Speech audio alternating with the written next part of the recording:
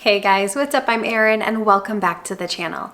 I was recently reading an article from MoneyWise based on an interview they did with financial coach Ramit Sethi, where he says, what's the point? Many Americans are reaching for a financial goal that means nothing. He says he spends all day, every day asking people what's their money goal, and he gets practically the same answer. I want to do what I want, when I want. And that really is a popular statement. I see that kind of statement all the time here in the YouTube comments. I'm sure I've made that statement myself because isn't that what we all want? To live life on our own terms, to not be tied to a job or debts or really anything, to have freedom. And that's probably where this kind of statement stems from. You hear a lot of times people say they want to reach financial freedom or financial independence. And I can tell you with 100% certainty that I've definitely used the phrase financial independence or financial freedom at least 1,000 times on this channel.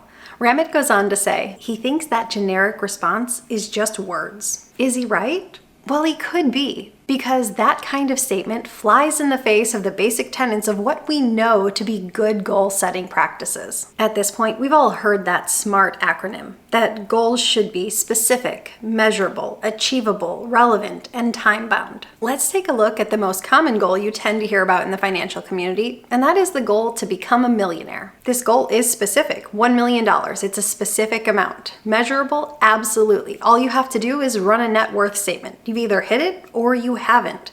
Achievable? I would argue yes. Assuming you save and invest over a long period of time, I would argue that it is achievable for the vast majority of people.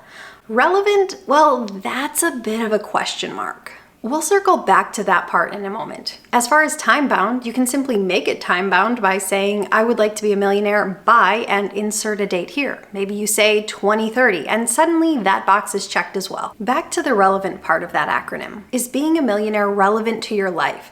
And I think that's the most fatal flaw of this goal. Because for so many people, they choose it as a goal simply because it is a common goal. It's a goal because it's a dollar amount that has its own name. It seems kind of special, but you should ask yourself, is being a millionaire relevant to your life? What would being a millionaire do for you? And unless you have answers to those questions, the goal may not be relevant to you. When talking about financial goals, Ramit says, what I want to hear from people are vivid specifics that fit them like a glove. I want to hear somebody saying, I want to go to Italy for 2.5 weeks with my kids, my spouse, and my parents. I see us sitting and watching the sunset over the Colosseum, drinking Italian wine, and enjoying quality family time. You can tell from the way that goal is written that it's far more tangible. It's written in a way that makes you kind of want to achieve it. You can truly feel yourself sitting there in Italy with a glass of wine in hand, surrounded by your family and looking at the ruins. It makes it real and it makes it relevant to you. And that's the problem with generic goals, like become a millionaire or reach financial independence. And I love financial independence, and there's no way in heck I'm going to stop talking about the subject. So there has to be a way to make the subject real. Get rid of the generic verbiage. Get rid of the I want to do whatever I want whenever I want. Fun to say, not necessarily helpful. Get rid of I want to be a millionaire. What we have to do is figure out exactly what financial independence is to you. Figure out exactly what that number is. Years ago, I was listening to a speech from personal coach Tony Robbins, and I'm a huge fan of Tony Robbins. I started listening to him when I was probably about 17 years old. I was going through a really rough patch in life. I was dealing with some major health issues, some paralysis, and I found myself in a very depressed state. And I actually credit him and his materials for getting me out of that depressed state. I remember a particular lecture I was listening to where he was talking about financial goals, and he would start by asking people questions like, how much do you think you need to reach total financial freedom? Never depend on a job and still be able to do absolutely everything you want to do. And so many people would just pick a number out of thin air. People would answer things like $5 million, $10 million, $20 million. And he would ask, how did you get to this number? And most people, or nearly all of the people, didn't really have a method for picking this number. Rather, it's just a number they chose. So he would challenge them to actually do the work, to figure out what their number would be by making a calculation. And I thought that was a really good practice, to literally take the time to figure out what this number is. But I think we can take it one step further, because I think there's actually a couple numbers we should figure out. The first one is your financial freedom number, but the next one would be your absolute financial freedom number. The way I look at it, my financial freedom number is the number I would need in investments where I could step away from the workforce, where I would not be reliant on a paycheck and my investments could sustain me for the rest of my life. Absolute financial freedom to me is more than that. Not only is it not reliant on a paycheck in a way that my investments could fully sustain me, but it's also being able to do anything I could ever dream of.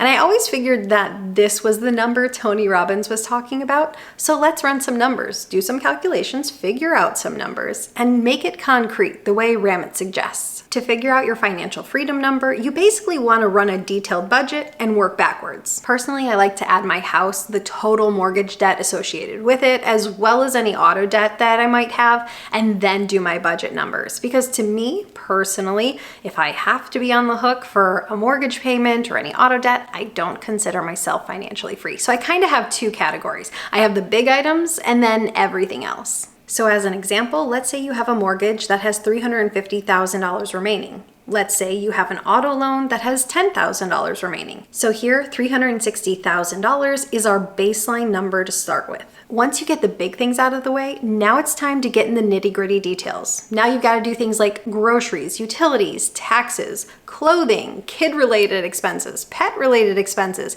any travel you regularly do. I really like the idea of adding any regular travel you do to your financial freedom number because for most of us, when we reach financial freedom, we probably want to continue living a life similar to what we're already living, and that probably includes occasionally taking a vacation.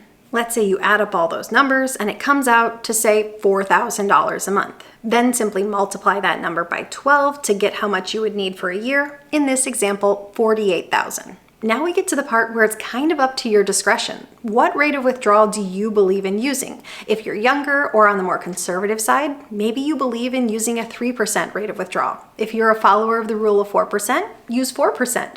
Maybe you think a little bit more of an aggressive rate of withdrawal is okay. In that case, use 5%. Well, if we run the numbers for each of these using annual expenses of $48,000, that would mean you would need a nest egg of $960,000 to $1.6 million. Then, importantly, add back that house and car debt, in this case $360,000, and that financial freedom number is now $1.3 million to almost $2 million.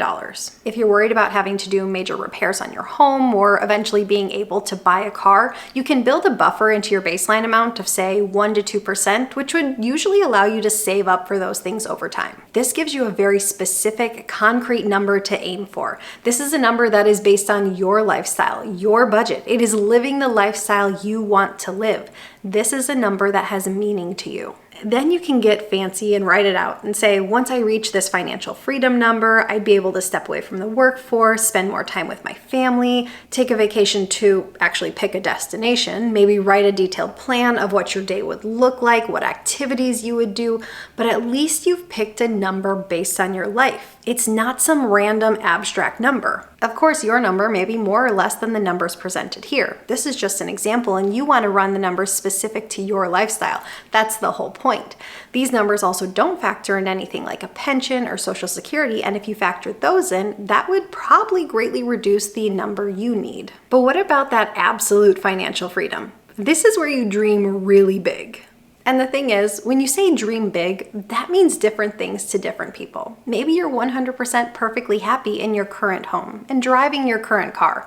Maybe you just want to travel more. And when you do, maybe you want to up the luxury factor a little bit. Maybe go for those first class tickets. Or maybe you're the person who wants to upgrade their home. Drive a fancy car. Maybe fly private. There's no right or wrong answer. It's whatever your dreams are. So let's run an example for the person who wants the lavish life.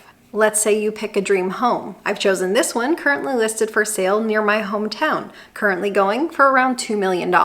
Midwest extravagant is far more affordable than, say, California extravagant. Also, let's say you want to buy a brand new luxury car. You add in a $45,000 vehicle. Let's say you want to upgrade your travel budget. You want to fly private and stay in luxury hotels. If you want to dream big, actually look up the prices. If you want to charter a private jet, it's generally around $2,000 per flight hour. If you want to stay in a really nice hotel, that could be $1,000 a night or more. Yes, maybe this is just play, but you're gonna get a real number out of it, and that is gonna be the number for the life of your wildest dreams. Let's say you wanna travel once a month. That plane is gonna cost you, say, $20,000 a time, and $5,000 in hotel stays. That's $300,000 a year in travel alone.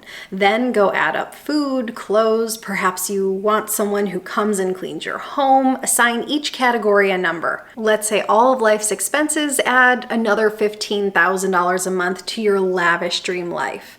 That's an additional $180,000 a year. Then, whether you're using a rate of withdrawal of 3, 4, or 5%, that comes to a nest egg needed of $11.6 million to $18 million.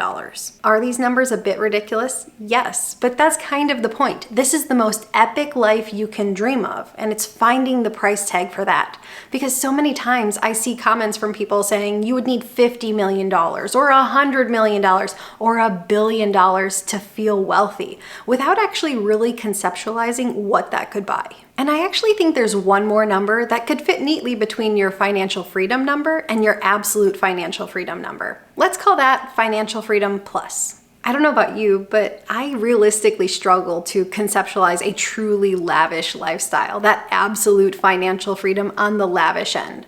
But I can conceptualize financial freedom plus. It's kind of just living my same lifestyle, but I'd pay off my house. I'd probably still drive my same car, or maybe I'd buy a nice new Toyota. I'm not gonna buy anything crazy. Maybe I would travel a little bit more, or maybe I might eat out a little bit more. It's my same life, but just a little bit more. Again, you'd actually want to run these numbers. Here's how I know I struggle to conceptualize a crazy lavish life. I was watching an episode of The Real Housewives, quality television, I know, but these ladies were talking about who was gonna share a room with who, and ultimately it came down to 3 ladies sharing a room. And in my mind, I pictured a traditional hotel room. A nice one, but traditional. 2 queen beds. Mentally, I thought, I don't want to be the girl who has to share a bed with someone. I like my space.